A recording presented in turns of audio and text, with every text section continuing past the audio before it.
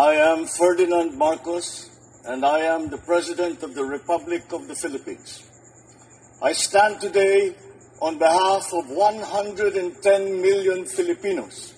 Everyone, hello universe, it's me again. Shout out sa inyo mga kababayan. Ito mayroon akong upload videos, updates. Mayroong mga lugar na nagpo-post sa social media tungkol sa kanilang mga flood control. Mula nung nanita ang Pangulong Marcos Jr. tungkol sa mga contractors, mga kababayan, nagsilabasan nga sa social media, no?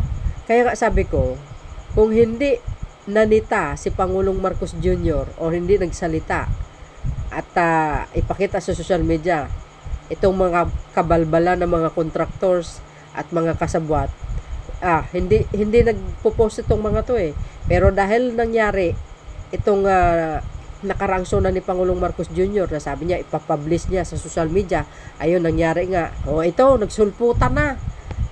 Isa-isahin ko nakita nyo yan, ito. Ayan sa Pangasinan po yan.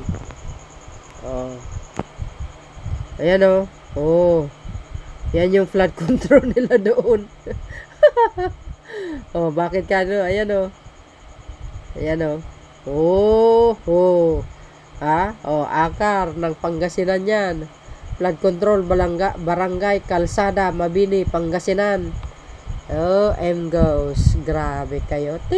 Tingnan nyo naman mga kababayan yung ayan tingnan nyo naman yung mga bakal. Sus Mariusep. Mas makapal yata yung bakal dito sa CR na nakita ko matindi ito. 2 days ago hindi in-upload ng 1 hour ago. Oh my goodness. Ito pa. Nakikita nyo yan. Sabi ko na nga nakipagsilabasa ng mga flood control. My goodness. Ito yung mga highlights ano bang lugar ito? Ayan Naku po. Bitak sa gitna. Ayan kawawang mga mamamayan na nakatira dyan. Grabe kayo. Kapulpul talaga. Oy, sus Mario. Sip Santa Clara Marimar. Ay, nako. Lumubog na. Naloka na Grabe, taas ng tubig mga bes.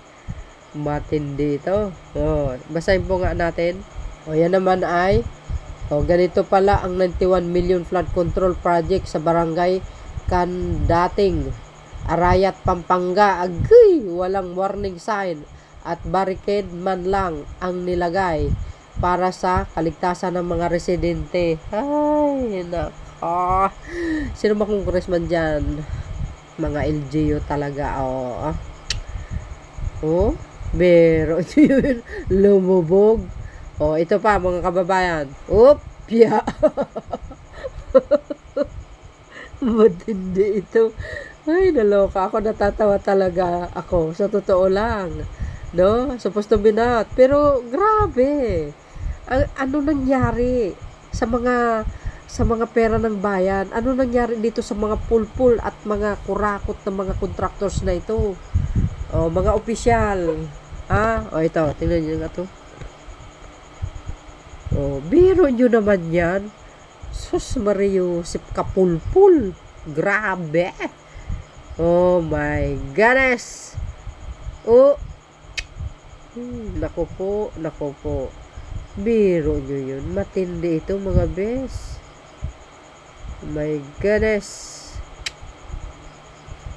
Ayan. Tumabigi. Ay, nako. Santa Clara Marimar kayo. Goes. Paakyat pa sa bahay yung flood control. Mahuhulog na yung bahay, goes. Ay, naku po. Saan ba ito? Basahin po natin, okay? Ito, maiksi lang ito, guys, Ayan, ayan po ang nag-post. Balitang Y Claro TV. Follow. Agay. Flood control project spotted at Calamba City. Dinikit lang sa lupa. Hindi kayo naloka. Sabi sa inyo eh. Grabe ano? Matindi ito. So, hindi lang yan mga bes ha. Yan ba Nakita nyo yan? Maria Joseph. Ay, palpak. Ito naman basahin po natin. Sabi dito sinabi ni Acting Vice Governor Dennis Rel na kumakalap pa rin sila ng mga datos upang matukoy ang mga problematic na flood control sa probinsya. Ang inisyatiba ng LGU Talisay ay isa umano sa mga makakatulong upang mapibilis ang investigasyon sa mga flood control sa Camarines Norte. Ay, nako. Agay. Ewan ko sa inyo. Hindi lang yan ito. Bago nyo panoorin yung interview dito sa 24 oras tungkol dito sa flood control dyan sa Leyte. Ito muna. Ayan nakita nyo yan? Yan po ay sa Davao City. Habang nasa dahik ang mga Duterte, 265 lugar sa Davao City apektado ng matinding pagbaha. Agay. Pag-amin ng City Engineering Office, kailangan ng pangmatagalang solusyon gaya ng pangpalawak na drainage system sa pagtatayo ng flood control structures o pangmabawasan ng epekto ng baha. Binigyan din niya ang kahalagahan ng mahigpit na pagpapatupad ng solid waste management upang maiwasan ang pagbabara ng mga kanal na nagdudulot ng mas matinding pagbaha. Di ba mga bes? You see? Grabe.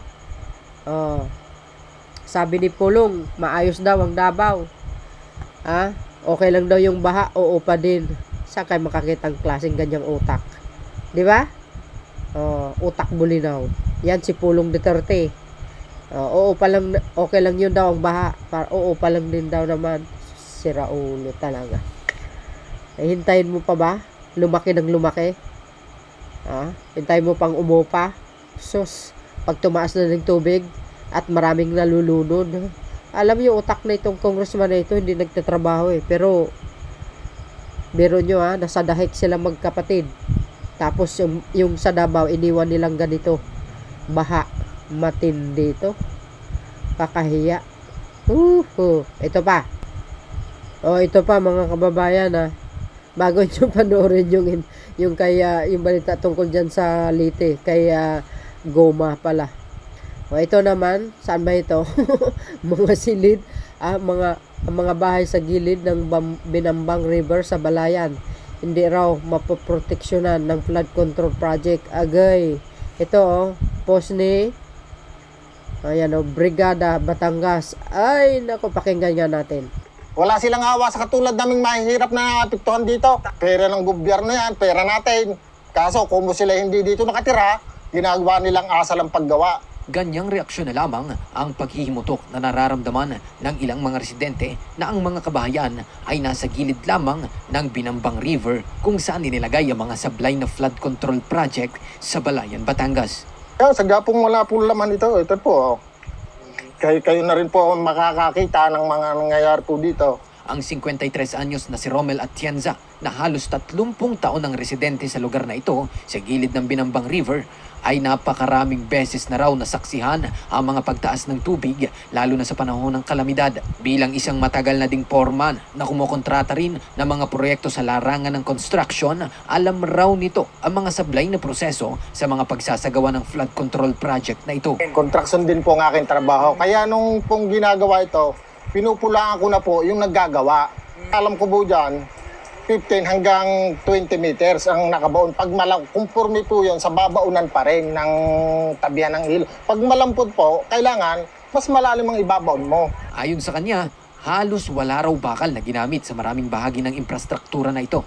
At kung may makita man, ay napakaliliit lamang na hindi angkop para sa ganoong kalaking proyekto. Bukod dito, Kinuwento rin ito at ito pa ang nagkumpirma sa Brigada Batangas na kinakating o pinuputol pa ang mga bakal o sheet pile na ibinabaon sa ilog. Yung dapat yung binabaw nilang bakal na yan, dahil ito yung malambot, dapat yung isang largong yun, dapat ibinabaw na nila ng diretsyo. Hindi yung pinuputol pa nila. May po, may kinakating pa po nila yung bakal na nilang dinideliver pong bakal yan, yung pong ating nadidito sa ilalim nito. Hindi po sapat yun sa ganito pong malaking tubig po ang dumadaan. Ganyan din ang obserbasyon ni Kuya Lino sa kanilang barangay, nakadugtong lamang din ng Binambang River. Dahil yung sir na iba, Agay. binabaw nila, hindi nila pinupukpok pa, nabaw na talaga. Pag lumebel doon sa kanilang sukat, titigil na nila kahit malambot. Mauna sir, naku, sayang lamang. Tinawag pang ang buhaya ni Kuya Romel ang mga kontraktor at may hawak ng proyekto dahil sa nasasayang ang mga pondo ng pamahalaan na mula naman raw sa taong bayan. Kahit po hindi po nakatumba yan, wala na pong laman ng ilalim yan. Kita niyo po ang ilalim para na mga kuweba. Kung meron po ng buhaya rito, baka nakatira na dyan. Pwede nga po yung nagkontraktor dyan, pero tumira dyan mga buhaya tama kayo Kami po ang nagbabayad yan tayo po ang nagbabayad yan, yan buwis natin lahat. Tapos gaya naman ang ginagawa nila, wala silang awa sa tulad natin. Ni hindi raw kayang proteksyonan ng proyekto ang mga kabahayan ng mga residente sa kanilang lugar. Kung ito, bali 80 po ito, ang taas nito, mababa. Dapat po ang gawa nito kahit mga 150 man lamang. Dahil ang tubig po niyan, ganito po kataas dito, galing po sa ibabaw nito. Ang taas po ng nagiging tubig dito na dumadaan. Kaya po ito, mas maganda kung ito kung magagawa lang din uli ng ating gobyerno at pagbibigyan uli tayong mahirap, mas maganda po kung anong taas po na rin, dagdagan ng taas pa. Hindi rin naman daw sila sang-ayon sa panukala na tanggalan ng pondo ang mga flood control project at ilipat sa ibang departamento o ahensya. Nakakapanghinaya nga po. Kaso nga po lamang din, gumastos ng una, maggagastos pa uli ngayon. Di dubli-dubli ng magiging gastos ng gobyerno katulad natin. Buwis na naman natin ang dadalihin. Kailangan lamang raw na siguraduhin nasa tamang proseso ang pagsasagawa ng mga infrastrukturang ito. O yun, mga kababayan na panood nyo, sabi sa inyo ha? Yan. Kawawang taong bayan. Grabe matindi mga contractors na ito. Makarma kayo sana. O ito pa, yung sinabi ko kaya dito sa balita ng 24 oras. Ito, panoorin nyo.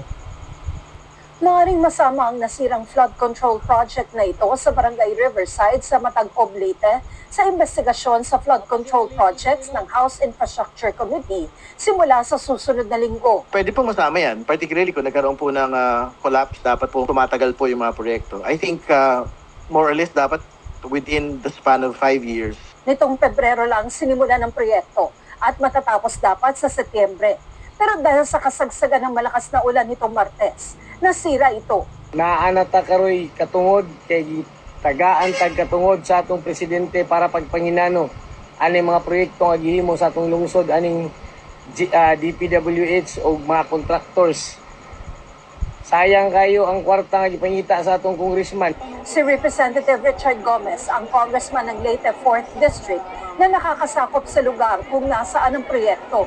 Pero paglilinaw ni Mayor Tacon, hindi niya sinasabing may kinalaman si Gomez sa nasirang proyekto. Dahil sa mga naunang pahayag ni Mayor ay maraming humingi ng panig ni Gomez, gaya ng mababasa sa mga screenshot na mga mensahe sa kanya na ipinost niya online. Sa caption, sinabi ni Gomez na may ginagastos ang media spin laban sa kanya dahil magkakatulad niya ang isyung tinatanong ng media. Pero paalala ng National Union of Journalists of the Philippines o NUJP, humihingi ng panig ni Gomez sa media at paborito sa kanya dahil binibigyan siya ng pagkakataong depensahan ng kanyang sarili sa mga alegasyon ni Mayor Tacoy. Kasamang pinost ni Gomez ang pangalan at cellphone number ng mga nag-message sa kanya. Sabi ng ilang kasamahan sa Kamara, maaaring batayan ito ng ethics complaint. Hindi pwede mga ganun. No, I mean, you are asked to explain something. You're a legislator. You explain. Bahagi ng trabaho ng gobyerno yun magsagot ng mga tanong, partikular na nakadikit po sa amin pong trabaho. Hininga namin ang pahayag si Gomez pero hindi niya sinasagot ang mga tawag namin simula kahapon. Sabi sa inyo grabe. Ewan ko. Kung may magic lang ako, pagkakatusin ko tong mga to para magising sa katotohanan para magtrabaho sila na magtrabaho. Kaya yan, kung hindi sila sinita ng Pangulo, walang gagalaw. Mananatili yung mga ganyang kalakaran. Sabi ko nga, dekada na pong ginagawa nila mga yan. Walang asenso ang Pilipinas kung ganito ang mga tao. Pabaya. Hindi naayos yung trabaho. Itong mga contractors na ito, mga salot din. Mga masiba din sa pera. Hindi malang inisip ang kapakanan ng iba. Lalo na yung mga mahirap. Grabe kayo talaga. Matindi kayo. Kaya gustong-gusto nyo talaga tumakbo sa mga ganyang mga posisyon Kasi malaking pera dyan. Anong sinasabi ko mga kababayan?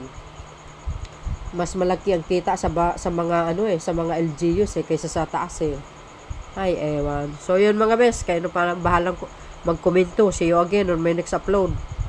Bye bye bye. Yan babuhos. God bless Philippines. Ang importante, nabubunyag mga kabulukan nila.